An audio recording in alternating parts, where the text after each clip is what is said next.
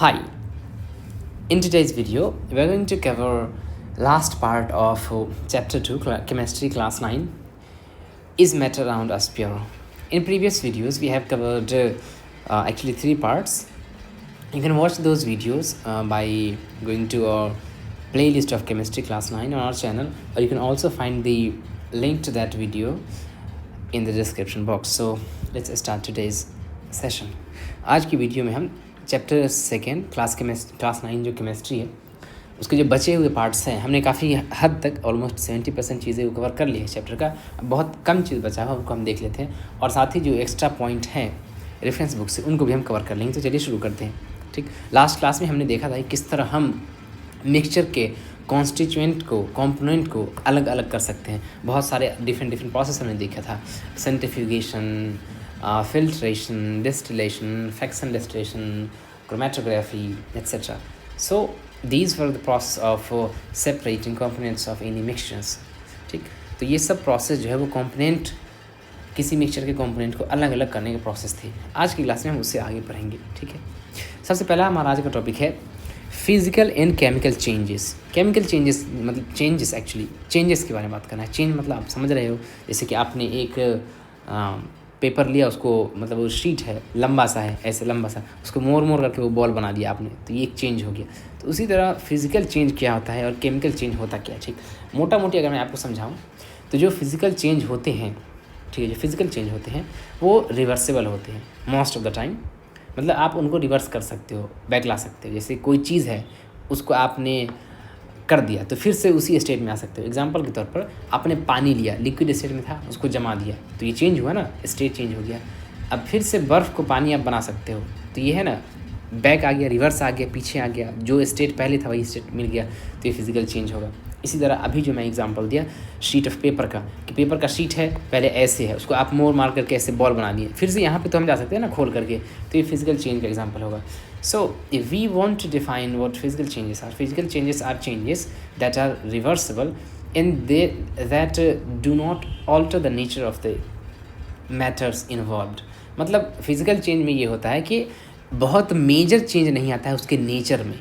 ठीक है, उसके नेचर में बहुत मेजर चेंज नहीं आता है। ठीक, और केमिकल चेंजेस जो होते हैं या केमिकल रिएक्शंस जिनको आप कह लीजिए, इसका ठीक ऑपोजिट होता है, वो इरिवर्सिबल होते हैं। मतलब आप उनको बैक नहीं कर सकते हो, पीछे नहीं ला सकते हो। ठीक, एग्जांपल के तौर पे उसी पेपर के शीट को आपने जला दिया तो आप फिर से चाहो कि मुझे पेपर मिल जाए तो वो नहीं मिल पाएगा, इम्पॉसिबल है ये। तो ये ही जो है इरिवर्सिबल हो गया, मतलब आप फिर से पीछे नहीं जा सकते थे। केमिकल चेंज का हो गया, केमिकल चेंज में उसके नेचर चेंज हो जाते हैं।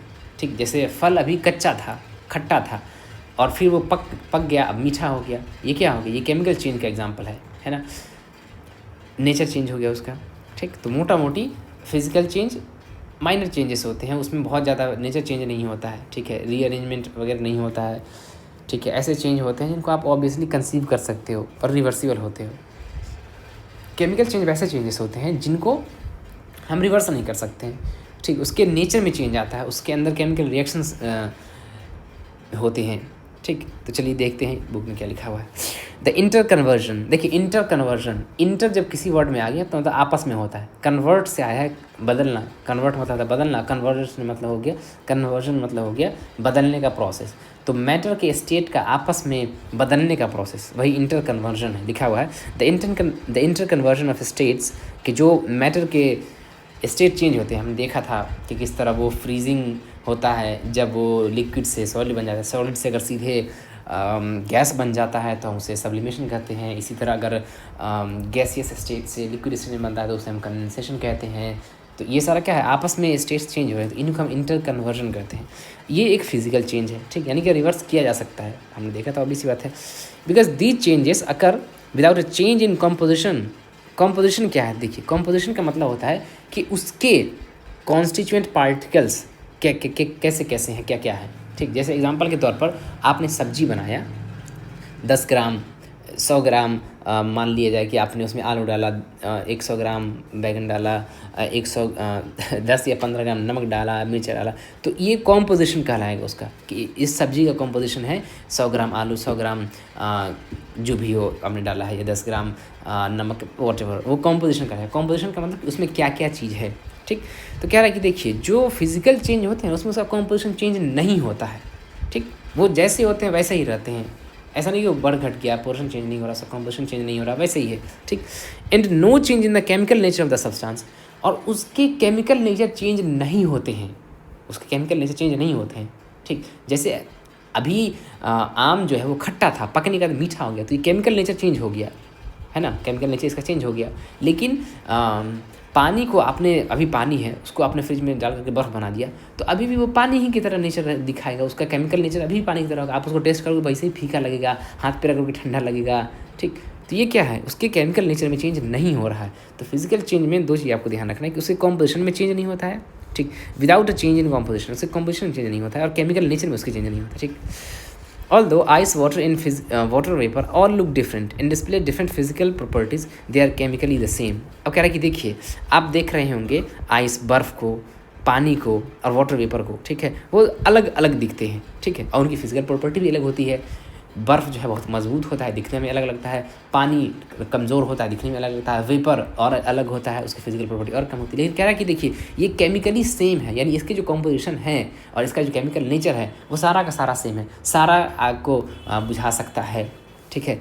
मतलब इसके जो केमिकल नेचर होते हैं वो सेम होते हैं, ये कह रहा है इसमें कि केमिकली वो सेम होते हैं।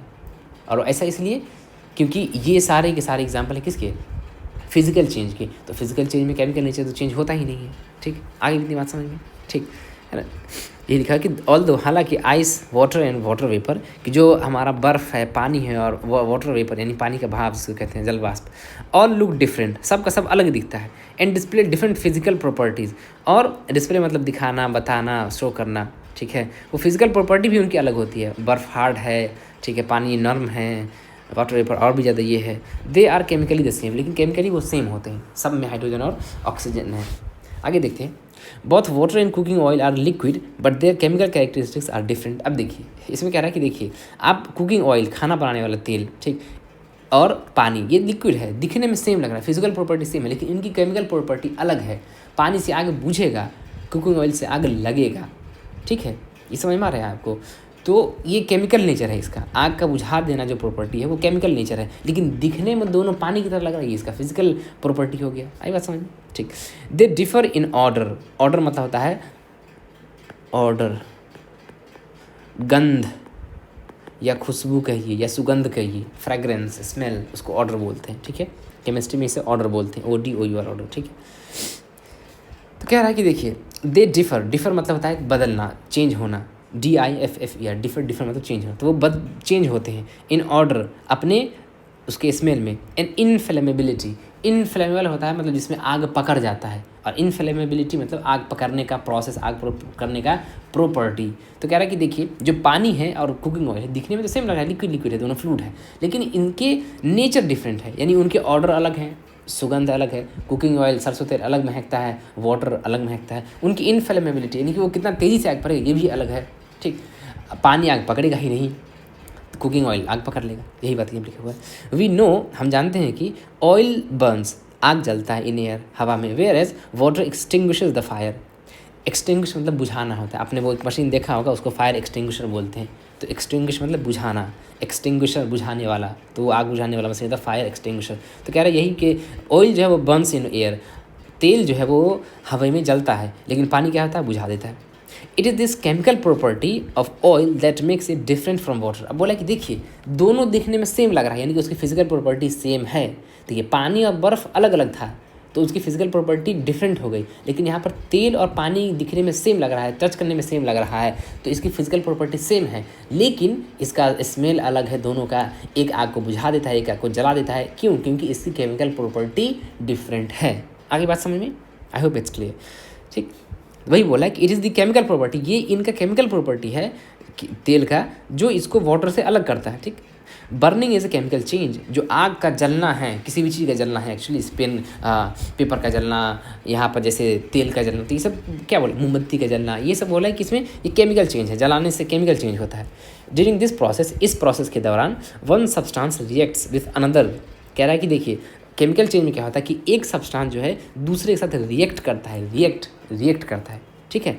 With another to undergo a change, undergo मतलब जाना, गुजरना, a change in chemical composition. अब कह रहे हैं कि देखिए जो केमिकल प्रॉपर्टी, यहाँ पे हमने क्या देखा था फिजिकल प्रॉपर्टी में कि इसके कॉम्पोजिशन में no change without a change in composition, लेकिन केमिकल चेंज में हमने क्या देखा, अभी यहाँ लिखा हुआ है कि इसके कॉम्पोजिशन में चेंज आता है, इसके कॉम्पोजिशन में चेंज आता है, चेंज, ठीक। आगे बात समझ में, इसके कॉम्पोजिशन चेंज होते हैं, ठीक, क्यों, क्योंकि ये एक दूसरे से रिएक्ट करता है, ठीक। Undergo a chemical during this process one substance, एक सब्सटेंस है वो रिएक्ट करता है अनदर सब्सटेंस, किसी दूसरे substance, to undergo a change, एक चेंज से गुजरने के लिए, इन केमिकल कॉम्पोजिशन, ठीक है। चेंज इन केमिकल कॉम्पोजिशन की, उससे केमिकल कॉम्पोजिशन में चेंज आ जाता है। Chemical change brings change in the chemical properties of matter, ठीक। यहाँ पे हमने क्या देखा था फिजिकल चेंज में कि इसके केमिकल प्रॉपर्टी में कोई चेंज नहीं आता है, लेकिन जो केमिकल चेंज है या केमिकल रिएक्शन है उसमें उसके केमिकल प्रॉपर्टी में चेंज आता है। फिर वही एग्जांपल मैं दूंगा कि आम अभी खट्टा है और केमिकल चेंज हुआ, उसमें वो पक गया, अब वो मीठा लगने लगा, तो उसका केमिकल चेंज हुआ। ये आम का गोल दिखना, आम का भारी दिखना, आम का सॉलिड होना, मजबूत होना, ये इसका फिजिकल प्रॉपर्टी है, लेकिन आम का खट्टा होना, मीठा होना, ठीक है, ये इसका केमिकल प्रॉपर्टी है। तो जब आम पक जाता है तो वो वैसा ही रहता है, हार्ड ही रहता है, तो ये फिजिकल प्रॉपर्टी हो गया, लेकिन उसका मीठा हो जाना ये केमिकल उसका प्रॉपर्टी हो गया, ठीक है। आगे बात समझ में, तो ये केमिकल चेंज का एग्जांपल है। तो केमिकल चेंज में केमिकल प्रॉपर्टी चेंज हो जाती है। आगे बात समझ में, चलिए जैसे एग्जांपल के तौर पर मैं छोटा सा एग्जांपल दूँ फालतू सा, कि आप अभी हैं, बात कर रहे हैं फर्स्ट क्लास, आप गुस्सा हो गए, तो ठीक है, अभी भी आप वैसा ही है ना, दिखने में सेम लगे, फिजिकल प्रॉपर्टी आपका सेम है, लेकिन आपका केमिकल प्रॉपर्टी चेंज हो गया। मतलब पहले आप मुस्कुरा रहे थे, अभी आप गुस्सा हो गए, नाराज़ हो गए, यानी कि आपके अंदर चीज़ें चेंज हो गई आपकी, तो वो केमिकल चेंज कहलाएगा वो, just for the sake of understanding, ठीक है। ये लिखा है कि उससे केमिकल प्रॉपर्टी में चेंज लाता है। वी गेट न्यू सब्सटेंस, और हमको नया सब्सटेंस मिलता है, इन केमिकल प्रॉपर्टी में चेंज आएगा तो नया सब्सटेंस मिलेगा ही। A chemical change is also called a chemical reaction, कि जो एक केमिकल चेंज है उसको हम बोलते हैं केमिकल रिएक्शन भी बोलते हैं, ठीक। During burning of a candle both physical and chemical changes take place. अब कह रहा है कि देखिए जो बर्निंग ऑफ कैंडल है, मोमबत्ती का जलना है, उस टाइम में दोनों ही केमिकल चेंज भी होता है और फिजिकल चेंज भी होता है। कैसे कि जैसे मोमबत्ती जल करके पिघल रहा है तो आप फिर से उसका मोमबत्ती बना सकते हो, तो ये फिजिकल चेंज का एग्जांपल हो गया। लेकिन जो बत्ती जल रहा है, ठीक है, वो केमिकल चेंज का एग्जांपल है, मतलब आप फिर से बत्ती को दोबारा नहीं बना सकते, जल गया, वाटर वेपर बना, ये सारा जो है हमारा केमिकल चेंज का एग्जांपल है, ठीक। I hope it's clear differences between physical changes and chemical changes, ठीक। अब आप किसी भी एग्जांपल को, जैसे डाइजेशन ऑफ फूड, खाना का पचना, ये क्या है, केमिकल चेंज है। रस्टिंग ऑफ आयरन क्या है, ये केमिकल चेंज है। समझ में आ गई बात, ये सारे हमारे केमिकल चेंज है। पानी का बर्फ़ में जमना, ये फिजिकल चेंज है कि हम फिर से बर्फ़ को बना सकते हैं, ठीक है। तो ये सारे जो है कुछ एक फिजिकल चेंज और केमिकल चेंज के एग्जांपल है। आपको वहाँ से एग्जांपल दिया जाएगा, पूछा जाएगा कि बताइए इसमें से कौन सा फिजिकल चेंज है, कौन सा केमिकल चेंज है। You can easily spot. आपको बस ये देखना है कि क्या ये रिवर्सिबल है और क्या इसमें कोई केमिकल प्रॉपर्टी में इसकी चेंज आ रहा है, ठीक है। चलिए अब हम प्योर सब्सटेंस के टाइप देख लेते हैं। हमने इससे पहले जितना ही पढ़ा है वो क्या थे, मिक्सचर थे, उसमें एक से ज़्यादा सब्सटेंस मिले हुए थे। अब हम जो प्योर सब्सटेंस होते हैं, जो सिर्फ और सिर्फ एक टाइप के मॉलिक्यूल, एक टाइप के एटम से बने हुए होते हैं, उनके टाइप को देख लेते हैं, ठीक है। On the basis of their chemical composition यानी कि फिजिकल प्रॉपर्टी का नहीं यहाँ पे, केमिकल कंपोजिशन की, वो केमिकली किस तरह से बॉन्डेड है। Substances can be classified either as elements और कंपाउंड्स। अब कह रहे हैं कि देखिए जो भी सब्सटेंस है उनके केमिकल कंपोजिशन के हिसाब से हम, यानी कि केमिकली वो कैसे बॉन्डेड है, एक टाइप का उसमें मॉलिक्यूल है, एक से ज़्यादा टाइप का है, या क्या है, कैसे है, तो वहाँ हम दो में डिवाइड कर सकते हैं, एक एलिमेंट और एक कंपाउंड में। एलिमेंट और कंपाउंड को देख लेते हैं। इससे यहाँ पे कुछ एक्स्ट्रा इन्फॉर्मेशन लिखा हुआ है। Robert Boyle was the first scientist to use the term element in section 61। ये यहाँ पर से MCQ क्वेश्चन पूछ सकता है, विच वॉज दी फर्स्ट या who was the first scientist to use the word element. Robert Boyle आपको याद रखना है, ठीक है। Antoine Laurent Lavoisier, a French chemist, was the first to establish an experimentally useful definition of an element, ठीक। अब देखिए यहाँ पे दो चीज़ आपको याद रखना है कि सबसे पहले एलिमेंट टर्म का यूज़ किसने किया, तो रॉबर्ट बॉयल ने, और एक्सपेरिमेंटली एलिमेंट को किसने डिफाइन किया, तो एंटोनियो लॉरेंट लेवोजियर। ये सीधे लेवोजियर आप इसको याद रख सकते हैं, ठीक है, समझ में आने की बात। उसने क्या कहा एक्सपेरिमेंटली, मतलब कि उसने सिर्फ मुंह से बताया नहीं, करके दिखाया, उसको हम एक्सपेरिमेंटली बोलते हैं, ठीक। यानी एक्सपेरिमेंट करके दिखाया, कहा है उसने लेवोजियर ने, an element as a basic form of matter that can not be broken down into simpler substances by chemical reactions. समझते हैं इसको, क्या रहे कि देखिए जो एलिमेंट होता है, एलिमेंट ठीक, उसको आप और तोड़ नहीं सकते हो, ठीक है। जो एलिमेंट होता है वो उसको आप तोड़ नहीं सकते हो, और ये बेसिक बिल्डिंग ब्लॉक होता है सारी चीज़ों का, सारे सब्सटेंस का। ये आपको समझ में नहीं आएगा, मैं दूसरा एग्जांपल देता हूँ, बहुत अलग सा एग्जांपल। थोड़ी देर के लिए मान लिए कि आपके पास जूता है, ठीक है, जूता है, ठीक, जूता। अब जूते को आप ध्यान से देखोगे, सबसे पहले उसमें लेस होगा, है ना, लेस, फीता बांधने वाला।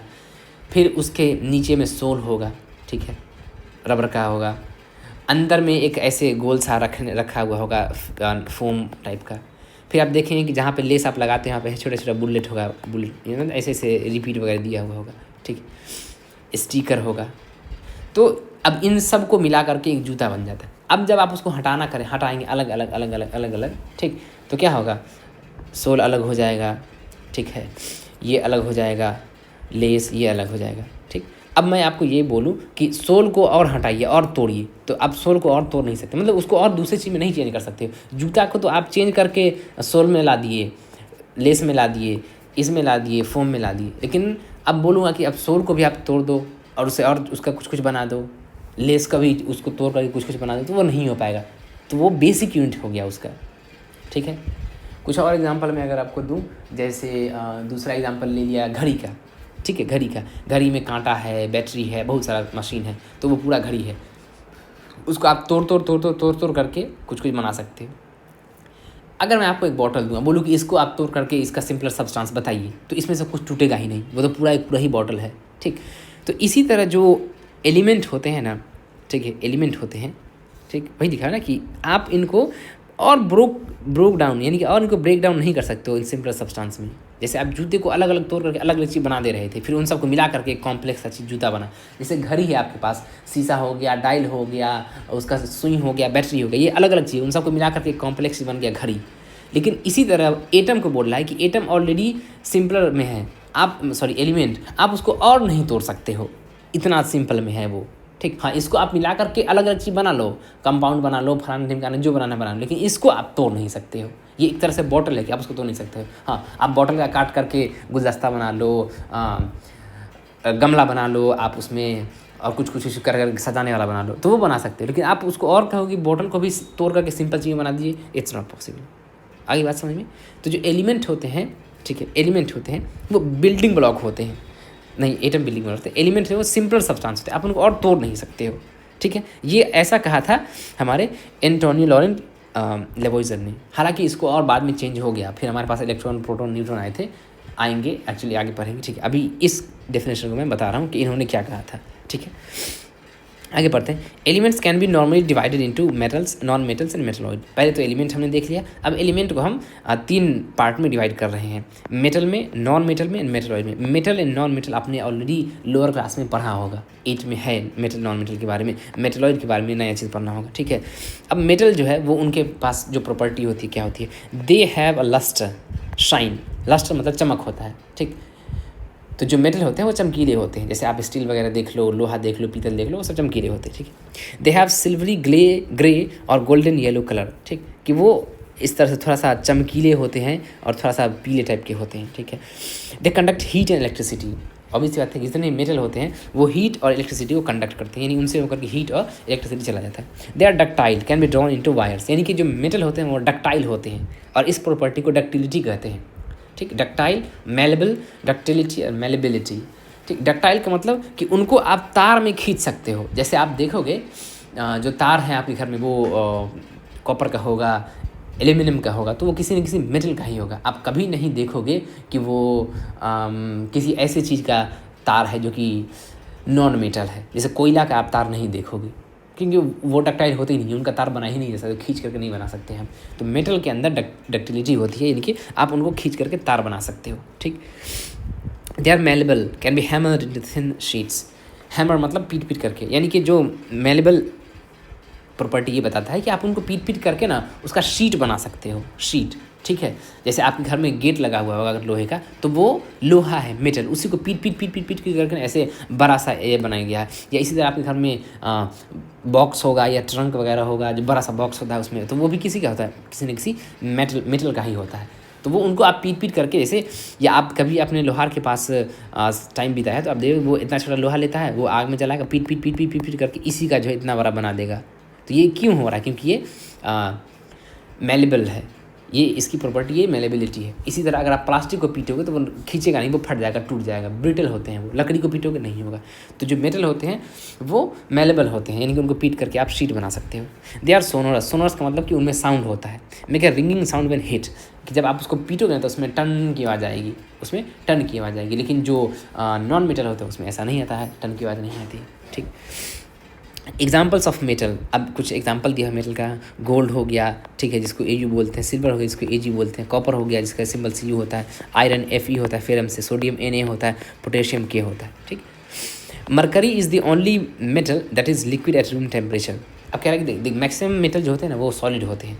ठीक है, मरकरी मैक्सिमम नहीं, सारे मरकरी एकलौता ऐसा मेटल है जो कि रूम टेम्परेचर पर लिक्विड फॉर्म में पाया जाता है। वही मरकरी जो आप थर्मोमीटर में देखते हैं, ठीक, या वही था मरकरी, पारा इसको बोलते हैं। इसका सिंबल जो है Hg होता है। हिंदी में पारा बोलते हैं, Hg होता है। मरकरी इंग्लिश में होता है इसे। कि जो आप ब्लड प्रेशर वगैरह जांच करते हैं तो आप देखते होंगे ऐसे एक यहाँ पर ऐसे मशीन रखे होता है, इसमें ऐसे ऐसे ऊपर में कुछ ऐसा चमकीला सा चीज़ निकलता है, ऊपर बढ़ता है, तो यही मरकरी होता है। तो मरकरी ऐसा एकलौता मेटल है जो कि लिक्विड होता है रूम टेम्परेचर पर। ठीक। अब नॉन मेटल की बात हो रही है। They display a variety of colour. Non metal रंगीन होते हैं, मतलब अलग अलग कलर दिखाते हैं। इसमें तो हम क्या देखें कि ये तो सिल्वर ही होगा या फिर गोल्डन येलो कलर का होगा, लेकिन ये क्या है, वैरायटी ऑफ कलर दिखाते हैं। जैसे कॉपर सल्फेट एकदम ब्लू होता है, ज़बरदस्त दिखने में लगता है। तो जो नॉन मेटल हमारे होते हैं ना, जो नॉन मेटल होते हैं, सल्फर, उसमें सल्फर मिला होता है इसलिए वो ब्लू लगता है। जो नॉन मेटल हमारे होते हैं वो अलग अलग कलर शो करते हैं। ठीक। They are poor conductors of heat and electricity. ठीक है, मतलब ये बहुत पुअर कंडक्टर होते हैं, इनसे हीट और इलेक्ट्रिसिटी नहीं जाती है। ठीक है, जैसे आप देखते होंगे आपका जो बर्तन है घर में, ठीक है, वो तो लोहे का होगा, मतलब एल्यूमिनियम का, स्टील है, कुछ भी हो, लेकिन उसमें प्लास्टिक का हैंडल लगा हुआ होगा ताकि आप उसको पकड़ सको। जैसे सॉस पैन वगैरह हो गया, क्यों? क्योंकि वो उससे बिजली जाती नहीं है, वो पुअर कंडक्टर होते हैं। ठीक। They are not lustrous. उनमें चमक नहीं होती है। सोनस, उनमें आवाज़ नहीं होती, आप उनको पीटोगे तो टन की आवाज़ नहीं आएगी। और मेलेबल यानी कि उनको आप पीट करके शीट नहीं बना सकते हो। ठीक है। Examples of non metal example आप देख लेते हैं। हाइड्रोजन गैसेस स्टेट में होता है। ऑक्सीजन गैसेस स्टेट में होता है। आयोडीन ठीक, सॉलिड स्टेट में भी होता है। कार्बन, वही कोयला, कोल का एग्जाम्पल, या कोक, ये सब कार्बन का ही फॉर्म है। ठीक। Bromine, chlorine etcetera. ठीक। अब ब्रोमीन जो है एक ऐसा नॉन मेटल है जो कि रूम टेम्परेचर पर लिक्विड फॉर्म में पाया जाता है। ठीक। ये सब है हमारे नॉन मेटल के एग्जाम्पल, इसको आपको याद रखना है। Some elements have intermediate properties between those of metals and non metal. अब देखिए, इतना तो समझ में आ गया कि ये मेटल हो गया, ये नॉन मेटल हो गया। अब इसमें क्या बोल रहा है कि कुछ ऐसे भी एलिमेंट है ना जिनका प्रॉपर्टी इंटरमीडिएट है, यानी इनके बीच में है। वो ना ही पूरी तरह से मेटल है और ना ही पूरी तरह से नॉन मेटल है। ठीक, बीच का। जैसे हम लोग बचपन में खेला करते थे ना, कहते थे कि तुम किस में जाओगे, इसमें या इसमें, तो बोला कि नहीं, हम मुदस्सी रहेंगे, मतलब दोनों में, उसमें भी जाएंगे, इसमें भी जाएंगे। ठीक है, तो पता नहीं आप इसे क्या कहते हो, this is the actually term we used in our childhood. तो मतलब वो दोनों में ही रहता है। तो उसी तरह जो हमारे मेटलॉइड होते हैं ना, मेटलॉइड, वो उनके मतलब ऐसे डिफरेंट प्रॉपर्टी नहीं कि नहीं भाई ये मेटल ही होगा, ये नॉन मेटल ही होगा, नहीं, वो दोनों की प्रॉपर्टी शो करेंगे, थोड़ा इसका थोड़ा इसका, इसीलिए इनको हम मेटलॉइड बोलते हैं। हिंदी में शायद इसको उपधातु बोलते हैं। मेटल तो धातु हो गया, नॉन मेटल अधातु, और मेटलॉइड उपधातु हो गया। ठीक है, एग्जाम्पल इसका देखिए, बोरॉन है, सिलिकॉन है और जर्मेनियम है। सिलिकॉन सबसे इंपॉर्टेंट मेटलॉइड है। ठीक, अब कुछ एक इंपॉर्टेंट फैक्ट देख लेते हैं। The number of elements known at present are more than 100, यानी कि 100 से ज़्यादा एलिमेंट जो है अभी प्रेजेंट में नोन है। ठीक है, 92 elements are naturally occurring. 92 elements are naturally occurring, occur मतलब होना, यानी कि जो 92 एलिमेंट है वो नेचुरली मिलते हैं। ठीक, and rest are man made, और जो बचे रेस्ट मैन मेड, इंसान बनाए उसको, आसान है। मेजॉरिटी यानी ज़्यादातर, माइनॉरिटी मतलब कम। Majority of the elements are solid, यानी कि जो मैक्सिमम एलिमेंट है, ज़्यादातर एलिमेंट वो सॉलिड फॉर्म में पाए जाते हैं। 11 elements are in gases state, जो 11 एलिमेंट है वो गैसेस स्टेट में पाए जाते हैं। ठीक है, are in gases state at room temperature, room temperature पर वो गैसेस स्टेट पाए जाते हैं। 2 elements are liquid at room temperature, mercury and bromine. ठीक, मरकरी मेटल होकर के रूम टेम्परेचर पर लिक्विड है, और ब्रोमीन नॉन मेटल होकर के रूम टेम्परेचर पर लिक्विड है। ठीक, इनको आपको याद रखना है, ये इंपॉर्टेंट है, ये पूछ लेता है। ठीक है, आगे elements gallium and caesium become liquid at temperature slightly above room temperature. अब बोला कि देखिए ये जो एलिमेंट है हमारे गैलियम सीजियम, ये ऐसे है ना कि आप इनको हाथ पे रखोगे ना तो ये पिघलने लगेगा। ठीक, आप इसका वीडियो देख सकते हो, यूट्यूब पे जाओ, वहाँ पे लिखो गैलियम एंड सीजियम मेल्टिंग, तो वो दिखाएगा कि वो ऐसे अंदर रखे हुआ है टेम्परेचर कम में, तो वो ठीक है, सॉलिड है। हाथ में जैसे डालें कि वो पिघलने लगता है। तो इसका भी आपको एग्जाम्पल याद रखना, ठीक है। चलिए, तो ये एलिमेंट के बारे में हो गया। ठीक, अब कंपाउंड के बारे में देख लेते हैं। A compound is a substance composed of two or more element. Element simple substance था जिसको और तोड़ा नहीं जा सकता था। अब दो या उससे ज़्यादा एलिमेंट को मिलाकर के हम कंपाउंड बनाते हैं। ठीक, chemically combined with one another in a fixed proportion. इसको ध्यान देना है, ये जो वर्ड है ना, ये बहुत क्रूशियल वर्ड है, केमिकली कंबाइंड। जो हमारे कंपाउंड होते हैं वो केमिकली कंबाइंड होते हैं, केमिकली बाउंडेड है। मतलब ऐसा नहीं कि सीधे हम लेकर के मिला दिए। जैसे आप मान लीजिए कि आपको मैं चूरा दूँ, छोड़ा दूँ, आप सीधे मिला करके खा लिए, तो वो मिक्सचर है, वो कंपाउंड नहीं है।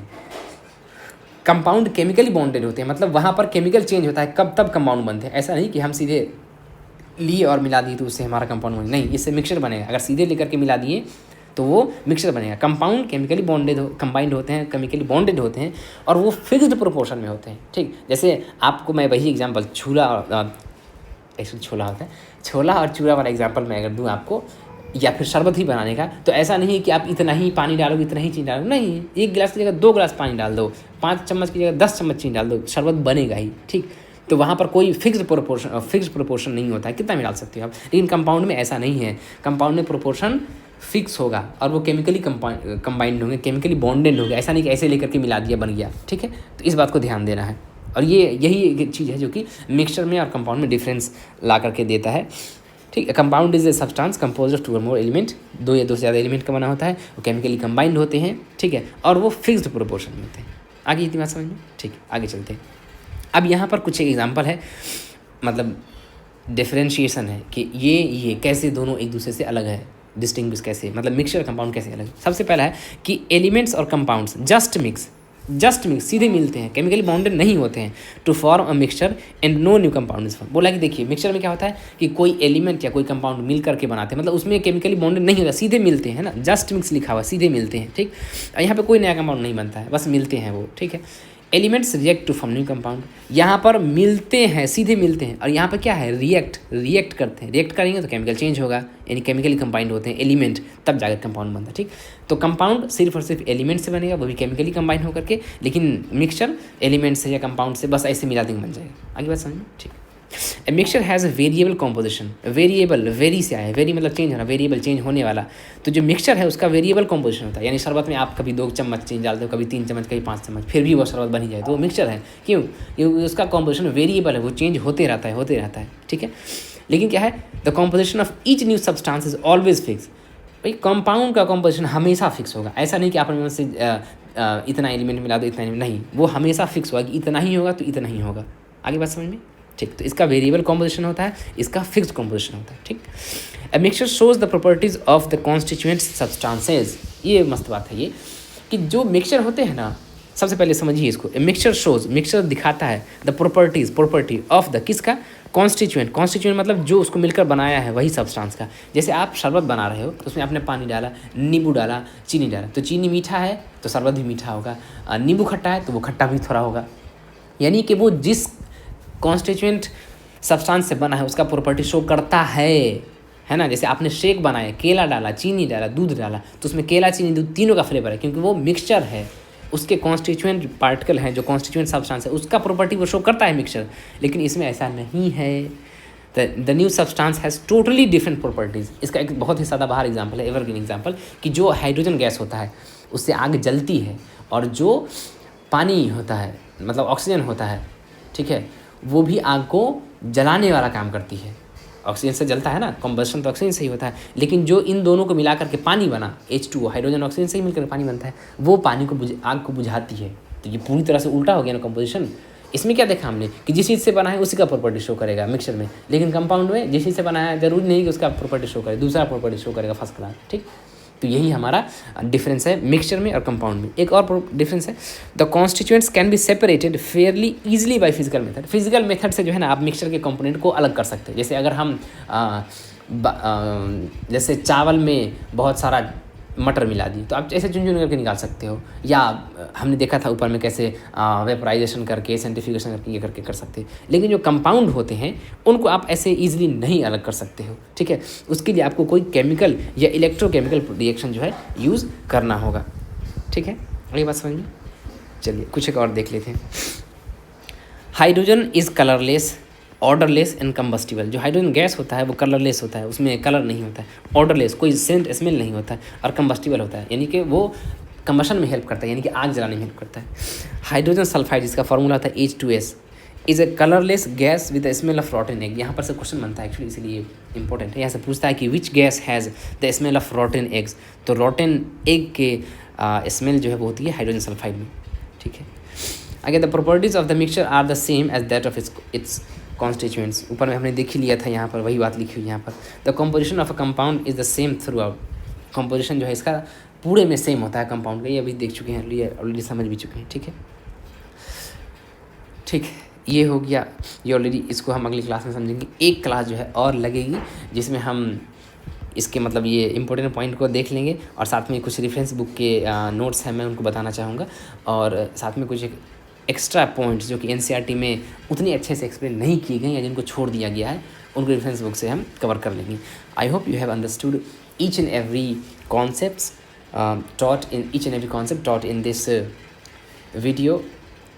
If you still have some doubts regarding any concept, example, then we would welcome your doubt. You can simply ask them in comment box or let us know through any channel, through means of communication. तो ठीक है, आज के लिए इतना ही काफ़ी है। आप अपने फ्रेंड्स के साथ शेयर करें इसको, हमारे चैनल को सब्सक्राइब करें और लोगों को इनकरेज करें देखने के लिए, क्योंकि we try to provide you with best easiest explanation that are quite practical and that are easy to comprehend. So that's it for today, and I'll see you in the next video. Again, share with your friends and watch the video again and again so that you have a good grasp of all the concepts covered in this particular chapter. One more video and this chapter will be completed. So that's it for today. Take care and goodbye.